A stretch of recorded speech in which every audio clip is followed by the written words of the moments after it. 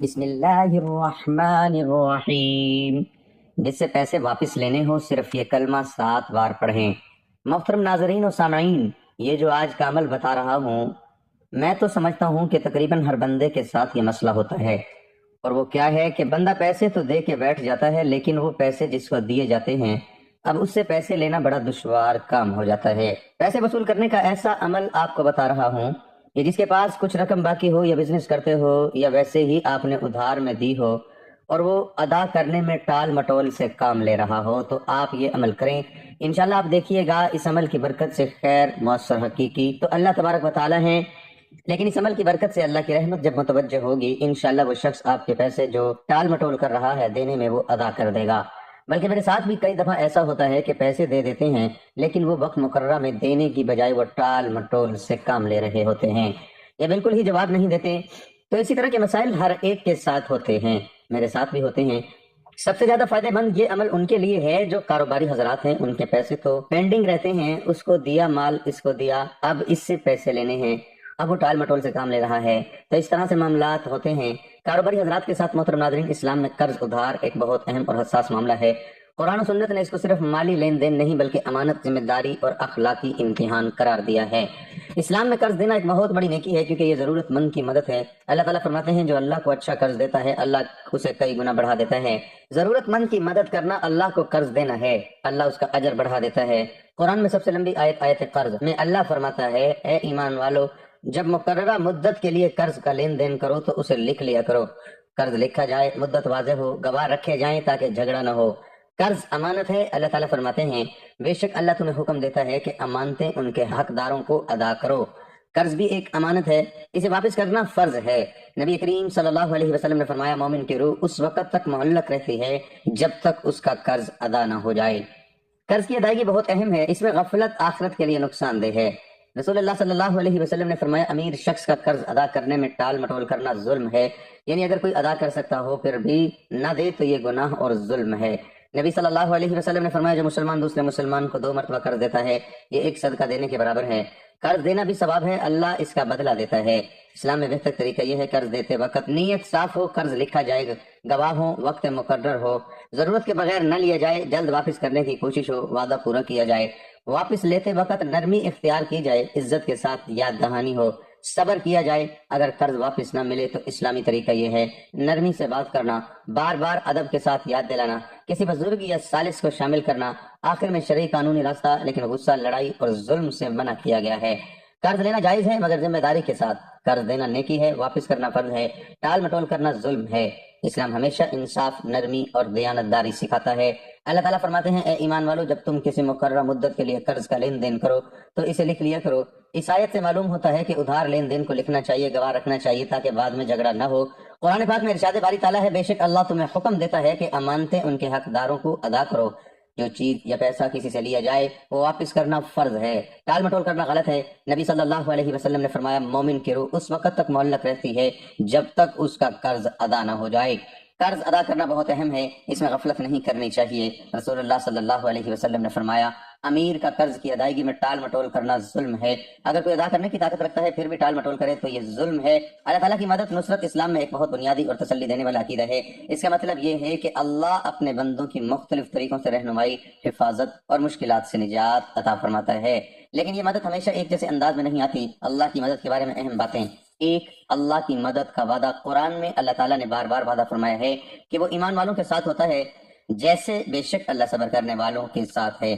اگر تم اللہ کی مدد کرو گے تو وہ تمہاری مدد کرے گا۔ اس کا مطلب یہ ہے کہ اللہ کی مدد ان لوگوں کے ساتھ خاص طور پر ہوتی ہے جو صبر، نیک نیتی اور صحیح عمل اختیار کرتے ہیں۔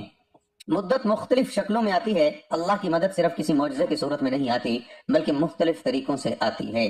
دل کو سکون دینا، جب انسان پریشان ہو صحیح راستہ دکھانا، فیصلے آسان کر دینا، مشکل سے نکلنے کا سبب پیدا کرنا، اچھے لوگ یا مواقع فراہم کرنا، نقصان سے بچا لینا۔ بعض اوقات ہمیں فوراً احساس نہیں ہوتا کہ یہ اللہ کی مدد ہے، لیکن بعد میں سمجھ آتا ہے اللہ کی مدد عموماً ان حالات میں آتی ہے جب انسان دعا کرتا ہے، جب وہ صبر کرتا ہے، جب وہ حلال راستہ اختیار کرتا ہے، جب وہ دوسروں کے ساتھ انصاف کرتا ہے۔ لیکن یہ بھی یاد رکھنا ضروری ہے کہ مدد کا وقت اللہ کی حکمت کے مطابق ہوتا ہے، نہ کہ ہمیشہ ہماری خواہش کے مطابق۔ دعا اور کوشش دونوں ضروری ہیں، اسلام میں صرف دعا کافی نہیں بلکہ کوشش بھی ضروری ہے۔ مثال کے طور پر اگر کوئی پڑھائی میں کامیابی چاہتا ہے تو اسے محنت بھی کرنی چاہیے۔ اگر کوئی مشکل سے نکلنا چاہتا ہے تو اسے عملی قدم بھی اٹھانے ہوں گے۔ اللہ کی مدد کا مقصد صرف مشکل دور کرنا نہیں بلکہ انسان کی شخصیت بہتر بنانا، اسے صبر اور شکر سکھانا اور اسے صحیح راستے پر رکھنا ہوتا ہے۔ اسلام میں اللہ کی مدد دو چیزوں کے ساتھ جڑی ہوتی ہے: سبب کوشش، انسان جو عملی قدم اٹھاتا ہے، توکل بھروسہ، نتیجہ اللہ کے سپرد کرنا۔ قرآن میں حضرت موسیٰ علیہ السلام کا واقعہ اس کی بڑی مثال ہے۔ جب وہ سمندر کے کنارے تھے اور فرعون پیچھے تھا تو اللہ نے فرمایا کہ لاٹھی مارو، راستہ بن جائے گا، یعنی مدد آئی، لیکن ساتھ عمل بھی تھا۔ صرف بیٹھ کر انتظار نہیں بلکہ کوشش، دعا، اللہ کی مدد ہمیشہ آزمائش کے بعد آتی ہے۔ اکثر لوگ سمجھتے ہیں کہ مشکل فوراً ختم ہو جائے گی، لیکن قرآن کے مطابق پہلے آزمائش، پھر صبر، پھر مدد۔ قرآن میں ہے کہ کیا تم سمجھتے ہو کہ تم جنت میں داخل ہو جاؤ گے بغیر اس کے کہ تمہیں آزمائش آئے؟ مشکل وقت دراصل اللہ کی مدد کے قریب ہونے کی علامت بھی ہو سکتا ہے۔ اللہ بہترین وقت پر مدد کرتا ہے۔ انسان کا علم محدود ہے، اللہ کا علم کامل ہے۔ ممکن ہے جو چیز ہم ابھی چاہتے ہیں وہ ہمارے لیے نقصان دہ ہو، اور جو دیر سے ملے وہ بہترین ہو۔ دعا کی قبولیت کے 3 طریقے ہیں۔ اللہ دعا کو ہمیشہ سنتا ہے، لیکن جواب 3 صورتوں میں دیتا ہے۔ فوراً وہی چیز دے دیتا ہے، اسے بہتر چیز عطا کرتا ہے، آنے والی مصیبت کو ٹال دیتا ہے، اس لیے دعا کبھی ضائع نہیں جاتی۔ اگر آپ چاہتے ہیں کہ اللہ کی مدد قریب ہو تو یہ چیزیں اہم ہے۔ 1، نماز کی پابندی۔ نماز اللہ سے تعلق مضبوط کرتی ہے۔ سچائی اور حلال روزی۔ غلط راستہ اللہ کی مدد کو دور کر دیتا ہے۔ استغفار، گناہوں سے معافی مانگنا دل کو صاف کرتا ہے۔ صبر، جلدی گھبرا جانا انسان کو کمزور کرتا ہے۔ صبر مدد کو قریب کرتا ہے۔ دوسروں کی مدد، جو بندوں کی مدد کرتا ہے اللہ اس کی مدد کرتا ہے۔ اللہ کی مدد کی ایک سب سے بڑی مدد یہ ہے کہ اللہ انسان کے دل کو مضبوط کر دیتا ہے۔ انسان مشکل میں بھی ٹوٹتا نہیں، اسے امید رہتی ہے۔ یہ اندرونی طاقت بعض اوقات بیرونی حل سے بھی بڑی نعمت ہوتی ہے۔ کسی بھائی نے سوال کیا کہ اگر دوست قرضہ واپس نہ دے تو کیا کریں؟ سوال: میرے دوست نے مجھ سے قرضہ لیا اور اب وہ واپس نہیں کر رہا، ایسی صورت میں مجھے کیا کرنا چاہیے؟ جواب: آپ کو چاہیے کہ اپنے دوست کو مہلت دیں، ہو سکتا ہے کہ وہ تنگ دست ہو۔ جتنی مہلت دیں گے اتنا ثواب ملے گا، اگر معاف کر دیں گے تو آپ کو اور زیادہ ثواب ملے گا۔ پھر یہ آپ کے دوست بھی ہیں، اور دوست تو پھر دوست ہوتا ہے۔ احیاء العلوم میں ایک بزرگ کا واقعہ لکھا ہے کہ ان کے پاس ایک دوست حاضر ہوا اور کچھ پیسوں کا سوال کیا۔ وہ بزرگ گھر کے اندر گئے اور اپنی بیوی سے کہا اتنی اتنی رقم دے دو۔ اس کے بعد وہ رقم لا کر دوست کے حوالے کر دی۔ اس کے جانے کے بعد گھر میں آ کر رونے بیٹھ گئے۔ بیوی نے کہا جب آپ کو اتنا صدمہ ہو رہا ہے تو اسے پیسے دیتے ہی نہیں۔ ان بزرگ نے جواب میں بڑی پیاری بات کہی، میں اس لیے نہیں رو رہا کہ میرے پیسے چلے گئے، بلکہ میں تو اس لیے رو رہا ہوں کہ میں نے اپنے دوست کی خبر کیوں نہیں رکھی، حتیٰ کہ اسے میرے دروازے تک آنا پڑا۔ مجھے اس کے حوالے کی خبر ہونی چاہیے تھی تاکہ اس کے مانگے بغیر اس کی ضرورت پوری کر دیتا۔ محترم ناظرین، جس نے قرض لیا اگر وہ جھوٹ بولتا ہے تو گناہ گار اور عذاب نار کا حقدار ہوگا، کیونکہ وہ اپنے قرض خواہ کو دھوکہ دے رہا ہے۔ ویسے ہی بغیر جھوٹ بولے صرف ٹرخانا بھی اچھی بات نہیں ہے، کیونکہ کسی بھی حال میں قرض تو ادا کرنا ہی پڑے گا، چاہے گھر کا ڈیکوریشن والا سامان ہی کیوں نہ بیچنا پڑے۔ اسی طرح گھر میں بہت سا اضافی سامان موجود ہوتا ہے، جیسے بعضوں کے گھروں میں استعمال کے علاوہ زائد کپڑے ہوتے ہیں۔ اسی طرح شوکیس پر استعمال کیا جانے والا سامان موجود ہوتا ہے جو بہت ہی قیمتی ہوتا ہے، لیکن صرف قرض دار کو ٹرکانے کے لیے اپنے آپ کو تنگ دست کہہ رہے ہوتے ہیں۔ ایسا نہیں کرنا چاہیے، کیونکہ قرضہ تو قرضہ ہے، کسی بھی صورت میں ادا تو کرنا ہی ہوگا۔ ایک اور بھائی نے سوال کیا کہ قرض دار کو مہلت دینا کیسا؟ اگر کوئی قرض دار اپنے قرض خواہ کے بارے میں یہ جاننا چاہتا ہو کہ یہ تنگ دست ہے یا نہیں، اگر تنگ دست ہوا تو اسے معاف کر دوں گا، تو اسے کیا کرنا چاہیے؟ جواب: دوست کے بارے میں تو دوست کو معلومات ہوتی ہے کہ یہ کتنے پانی میں ہے۔ بعض اوقات آدمی تنگ دست ہوتا ہے لیکن سفید پوش ہوتا ہے اور بڑی مشکل سے گزر کر رہا ہوتا ہے۔ اسی طرح کے بے شمار لوگ ملیں گے جو کپڑوں کے اعتبار سے سیٹ لگتے ہیں، لیکن مہینے کے آخری تاریخوں میں ان کے حالات خراب ہو جاتے ہیں۔ مہینے کی ابتدائی تاریخوں میں یہ سیٹ ہوتے ہیں، مہینے کے درمیان میں آہستہ آہستہ خرچہ ہوتا ہے، اور آخری ایام میں کفایت شعاری سے کام لیتے ہیں۔ اگر کسی کا قرض دار تنگ دست ہو اور اپنے گھر کا سامان بیچ کر قرض ادا کرنا چاہتا ہو تو اسے چاہیے کہ اپنے قرض دار کو یہ کہہ کر مہلت دے دے، یار تم اپنے گھر کا سامان نہیں بیچو، جب تمہارے پاس پیسے آ جائیں تو دے دینا، بلکہ ہو سکے تو ایسے قرض داروں کو قرضہ معاف کر دیں کہ جو اپنا سامان بیچ کر قرض ادا کرنا چاہتا ہو، کیونکہ حدیث مبارکہ میں قرض دار کو مہلت دینے یا قرضہ معاف کرنے کے فضائل بیان کیے گئے ہیں۔ اللہ کے پیارے حبیب صلی اللہ علیہ وسلم کا فرمان عالی شان ہے، جو تنگ دست کو مہلت دے یا اس کا قرض معاف کر دے، اللہ پاک اسے اس دن اپنے عرش کے سائے میں جگہ عطا فرمائے گا جس دن عرش کے سائے کے سوا کوئی سایہ نہ ہوگا۔ ایک اور روایت ہے، جس نے تنگ دست کو مہلت دی یا اس کا قرض معاف کر دیا، اب آپ نے کرنا کیا ہے کہ اب آپ یہ دیکھ لیں، 2 اللہ کے نام ہیں جب بھی آپ کسی سے پیسے لینے جائیں، یعنی آپ کو پتا ہو کہ یہ بندہ ٹال مٹول سے کام لے گا، اب آپ جب اس سے آج پیسے لینے جا رہے ہیں، مثال کے طور پر اب آپ نے کیا کرنا ہے، آپ اپنی دکان سے اپنے گھر سے اس کے پاس جاتے وقت، یعنی اس کے گھر تک جاتے یا دکان تک جاتے وقت آپ نے یا عزیزو یا لطیفو لگاتار پڑھتے جانا ہے۔ یہ پڑھتے ہوئے آپ نے اس کے پاس جانا ہے اور ڈائریکٹ اس سے پیسوں کا مطالبہ کرنا ہے۔ انشاءاللہ ثم انشاءاللہ وہ جو بھی ہوگا، یعنی کہ اگر اس کی نیت ٹال مٹول کی ہے تو انشاءاللہ اس کا ارادہ بدل جائے گا اور وہ آپ کے پیسے ادا کرنے پر راضی ہو جائے گا، اور آپ کی جو رقم ہے انشاءاللہ ڈوبنے سے بچ جائے گی اور آپ کو آپ کے پیسے انشاءاللہ مل جائیں گے۔ پھنسی ہوئی رقم، قرض یا دبا ہوا حق واپس حاصل کرنے کے لیے یا ذوالجلال والاکرام، اے جلال اور عزت والے، 121 مرتبہ 21 دن تک اس شخص کا تصور کر کے پڑھیں جس سے پیسے لینے ہیں۔ اس کے علاوہ سورۃ قریش 7 مرتبہ اور صبح و شام 100 مرتبہ یا باسطو پڑھنا بھی انتہائی مجرب ہے۔ محترم ناظرین، اللہ پاک مشکل کشا ہے۔ یہ وہ حقیقت ہے جس پر ایمان رکھنے والا انسان کبھی مایوس نہیں ہوتا، کبھی ٹوٹتا نہیں اور کبھی ہمت نہیں ہارتا۔ وہ ہستی جو ہر مشکل کو آسان کر دے، وہ ذات جو ناممکن کو ممکن بنا دے، وہ رب جو بندے کی فریاد سن لے، اور وہ ذات صرف اور صرف اللہ تعالیٰ کی ہے۔ قرآن پاک میں اللہ تعالیٰ فرماتے ہیں، اور اگر اللہ تمہیں کوئی تکلیف پہنچائے تو اس کے سوا کوئی اسے دور کرنے والا نہیں ہے۔ یہ آیت ہمیں واضح بتاتی ہے کہ اصل مشکل کشا صرف اللہ ہے۔ انسان کی زندگی آزمائشوں سے بھری ہوئی ہے، کبھی رزق کی تنگی، کبھی بیماری، کبھی رشتوں کے مسائل، کبھی دل کا سکون چھین جانا۔ لیکن سوال یہ ہے کہ جب مشکل آتی ہے تو ہم کس کے پاس جاتے ہیں؟ اکثر ہم دنیا کے سہاروں کو تلاش کرتے ہیں، لیکن سب سے پہلے ہمیں اللہ کی طرف رجوع کرنا چاہیے۔ ہم دیکھتے ہیں کہ اللہ کے نبی بھی مشکلات سے گزرے۔ حضرت ایوب علیہ السلام کو شدید بیماری آئی، مگر انہوں نے صبر کیا اور اللہ نے شفا عطا فرمائی۔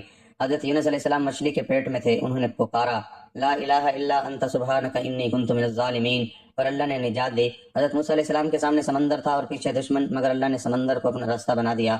یہ سب مثالیں ہمیں سکھاتی ہیں کہ جب بندہ اللہ کو پکارتا ہے تو راستے خود بن جاتے ہیں۔ دعا مومن کا سب سے بڑا ہتھیار ہے۔ نبی کریم صلی اللہ علیہ وسلم نے فرمایا، دعا عبادت کا مغز ہے۔ جب ہم دل سے اللہ کو پکارتے ہیں تو اللہ ہماری سنتا ہے، چاہے فوراً جواب دے یا کچھ دیر بعد، لیکن کبھی دعا ضائع نہیں جاتی۔